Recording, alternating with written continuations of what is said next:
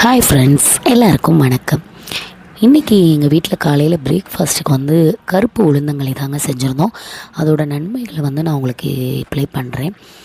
கருப்பு உளுந்தங்களியில் வந்து நாட்டு சக்கரை, கருப்பட்டி, வெல்லம் இதில் ஏதாவது ஒன்று போட்டுட்டு நல்லெண்ணெய் ஊற்றி சாப்பிட்டோம்னா அவ்வளோ டேஸ்ட்டாக இருக்கும். அது வந்து உடம்புக்கு ரொம்ப நல்லதும் கூட. இன்றைக்கி லஞ்ச் பாக்ஸுக்கு பாப்பாவுக்கு வந்து தயிர் சாதமும் உருளைக்கிழங்கும் கேட்டிருந்தாங்க. ஸோ அதையும் ரெடி பண்ணிவிட்டு கூடவே வந்து தண்டு கீரை பொரியல் பண்ணியிருந்தேன். அதுவும் கொஞ்சம் சேர்த்து வச்சு விட்டேன். பாப்பா எல்லா கீரையுமே சாப்பிட்டுக்குவாங்க நல்லாவே.